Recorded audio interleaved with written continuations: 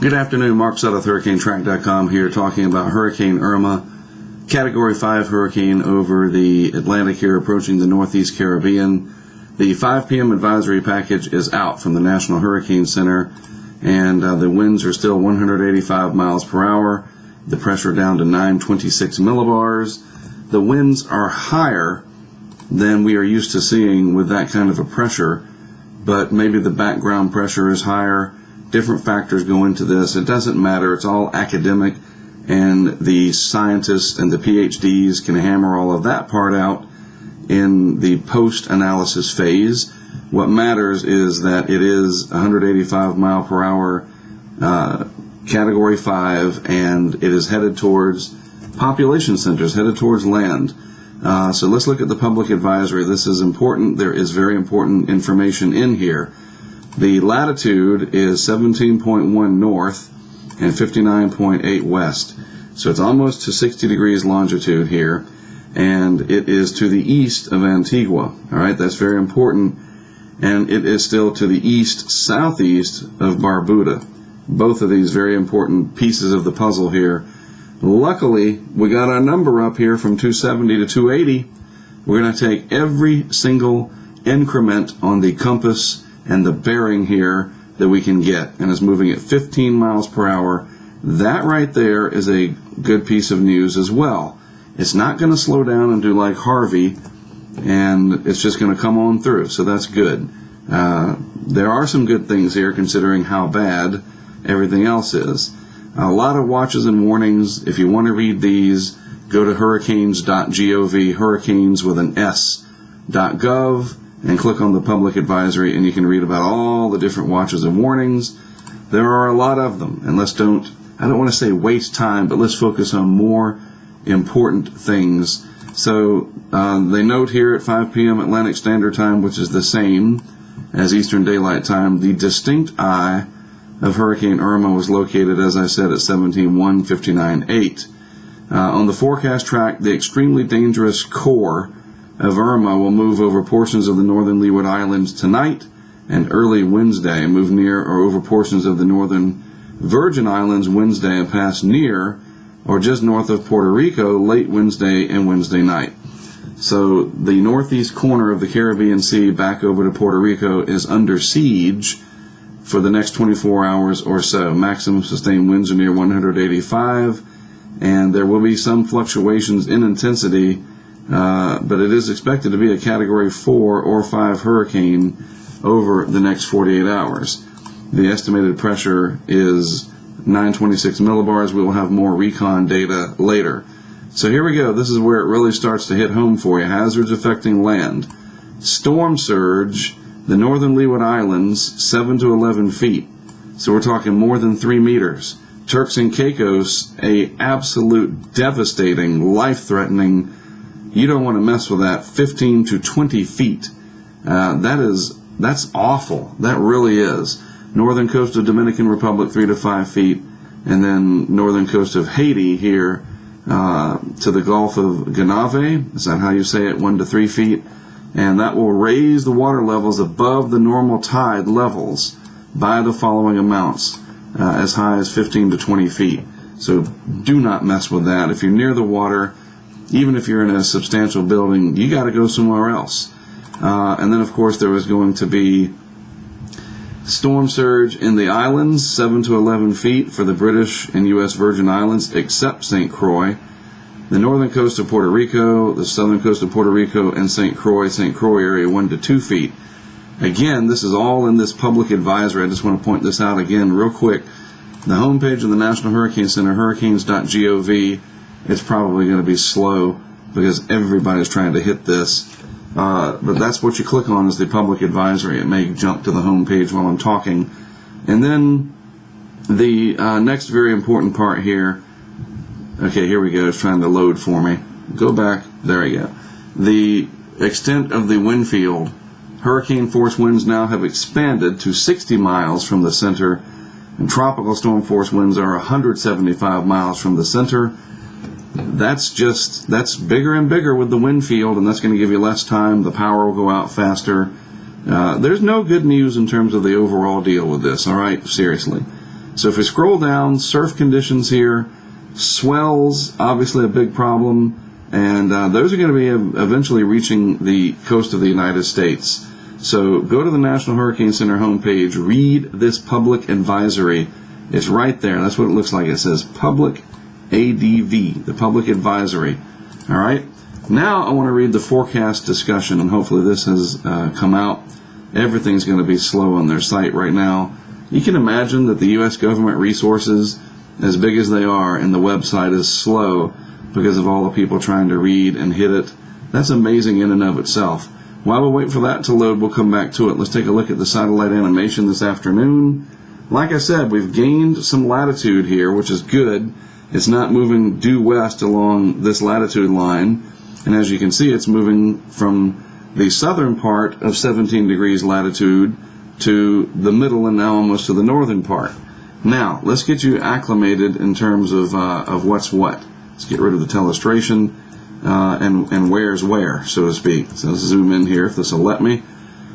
All right, so let's go back to the single frame if this will allow me. Hopefully it will, with latitude and longitude. Please load fast. While we're waiting for that, we'll go to the discussion. We're going to have to deal with this because it's being overloaded. I just want to go over the discussion real quick because this is written by the forecaster and it explains the reasoning behind the forecast, okay? First of all, the first paragraph is about the historic nature of the hurricane. The second one is in the range of the Meteo France radar, and recent images show the development of an outer eye wall, likely the beginning stages of an eye wall replacement. These changes in inner core structure will likely result in fluctuations in intensity during the next several days, couple of days. Otherwise, increasing upper ocean heat content and a very favorable upper level pattern should allow this to be basically category 4 or 5 over the next few days. And once again, the NHC forecast shows limited interaction of the hurricane with the islands of the Greater Antilles. So this is sort of the short term, and then what's happening is this goes farther to the west. This will go away. Please go away. There we go. And then the rest of the steering information, recent satellite fixes, etc., that is moving a little north of due west. So that's the good news there. And then the reasoning behind why it's going to track the way it is towards the Florida Straits, etc., is outlined in the rest of this, which is very detailed. And I want to just focus on stuff that I can explain easily. Let's see if our image has loaded. It has not. And that's just incredible, the amount of people hitting this site. There, good, it loaded. All right, so let's get you acclimated as to the geographic areas in here. All right, so here's Guadalupe right here. And then to the north you have, and let me just consult my Google map to make sure I've got everything proper. So to the north of Guadalupe, there's Montserrat off to the northwest, and then Antigua and Barbuda north of Guadalupe. So Guadalupe right there, Montserrat right there, Antigua here, Barbuda here. Luckily for Antigua, the core of the hurricane, the worst of it around here more than likely, should pass to your north at that trajectory, something like this. Not a definitive yes that that's going to happen, but at least for Antigua, which again is right here, that's looking better. For Barbuda up here, not looking as good. And then up here, when you try to remember what these are, it's been a long day for me, and I should know these. So Anguilla and then St. Martin's, the two St. Martins, they're spelled differently, and then of course St. Bart's up there, St. Bartolome. All right, so those, and let's zoom in here because this is critical for these areas.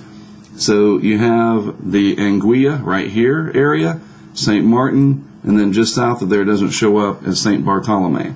Okay, and then up here is Barbuda. And they are all in the line of fire. There's just no way around it. It's headed right for that area, right through here, and they could get the core. What we need to have happen for these folks to be spared the worst is for this to just gain enough latitude to come up like that. But that's asking a lot at this point. That's a compass bearing of even more, probably 290 or something like that. We need 10 degrees more of an angle of forward motion, maybe more than that. You know, and I mean, I don't know what else to say except listen to me closely. I've told a couple of people this literally in person, been on the phone with a couple of people down there. If you're going to be in the core of this, you need to protect your head and you need to protect your body. You need to build a cocoon of safety from mattresses, pillows, get a helmet if you can. The blunt force trauma from flying debris is what you need to protect yourself from. You need to get into an interior room, put a mattress over a bathtub. You need to isolate yourself and protect yourself from tornadic winds and assume that your building is going to come apart. Don't try to second guess it, or don't try to hope that it won't happen. It's going to sound like a 747, and it's going to feel like an earthquake, and it is going to disorient you and frighten you beyond anything that you have ever dealt with in your life. And that is the reality of it. And when that starts to happen, you will know it. And you better be in your room with the people in your family or what have you, and your pets or whatever, and you need to put as much building between you and the wind as you can, and the lowest part of that building not near water, and protect your head first and foremost and your body secondarily. Other than that, it's going to be one of those situations where it's just going to have to be God be with you, or whatever you believe, hope, pray, whatever it takes to try to get you through this. But the physical science reality to this is it is a lethal killing machine headed your way in some of these areas. We don't know precisely where yet, but a track like that is possible right over some of these islands, and you'll have the calm of the eye, and it'll be it'll just be heartbreaking for you, and then you got to go through the backside. There's not much more I can do. If you're down there and you haven't left and you couldn't leave, you need to do everything you can to save your life.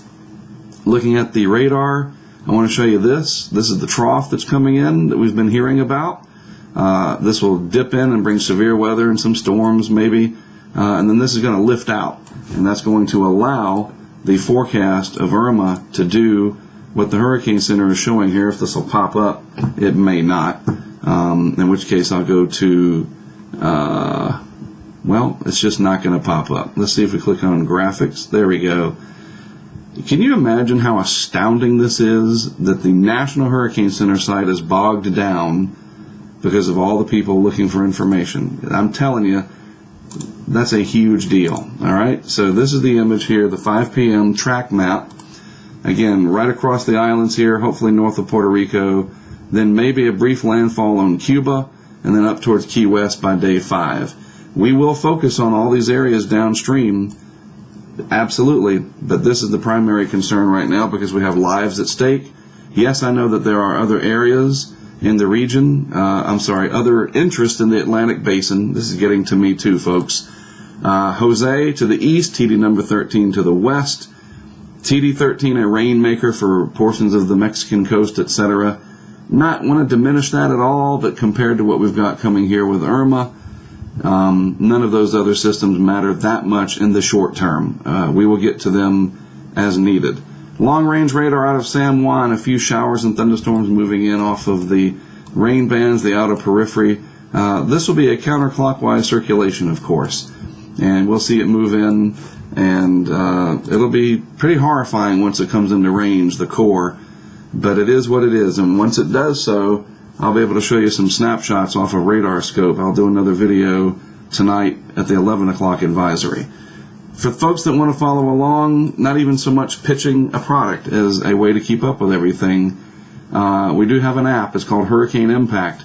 I can put stuff in Twitter. You can follow Twitter right in the app. You don't have to go to Twitter and look it up there for HurricaneTrack. It's aggregated in the app. Video posts that I do, you name it, it's all right there. That's the app. That's what it looks like. I will be able to post videos from people sending them to me from the islands to the app. Those will also go to Twitter. I'm not going to make people buy the app just to look at that video, but the Twitter feed is embedded in the app, so it just makes it more convenient. I want to help you, but I've got to be able to fund what I do as well, and the support that you have given me from this is overwhelming, and I appreciate it, and it helps keep me in the game and allow me to do what I'm doing. Speaking of that, this looks like it will affect the United States, so I will be leaving for Florida tomorrow in the early afternoon. I do not know where I'm headed for Florida, in Florida just yet, the final destination. That's going to be very dynamic. Florida is under state of emergency. A lot of people have zero hurricane experience down there after what happened in 04-05 and the big drought between now and then. I have to come prepared. I have colleagues coming in from Texas to help and Mississippi with Greg Nordstrom from Mississippi State. It's going to be all hands on deck. We have the absolute most state-of-the-art equipment that you could possibly want to collect data, to stream live video. We will have that video available on YouTube on a single channel. I'll talk more about that coverage later. That's not the relevant topic at the moment, but I just wanted to put it out there.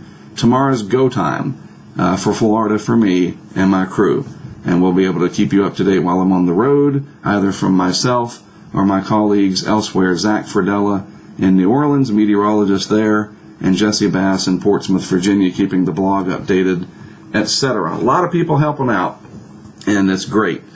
Look, you guys in the islands, I'm going to do what I can to help you. I'll be posting graphics and pictures on Twitter, so whether or not you're following me on Twitter directly or you want to access Twitter within our app, the Hurricane Impact app, I will post some things on Twitter that will hopefully help you. Graphics, infographics, and we'll see if we can get you through this night and hear from you tomorrow that you are okay. If the infrastructure is down, I understand. Maybe a few days later, maybe longer. We just want to make sure you survive this. That's all I have for now. It's a lot to take in. It's very sobering, but this is what we're here for. Myself, the people behind me, we really appreciate your support, and I hope that we have helped make a difference, even if it's terrible news. I am Mark Sudduth for HurricaneTrack.com, and I will have another video posted between 11 and midnight Eastern Time tonight.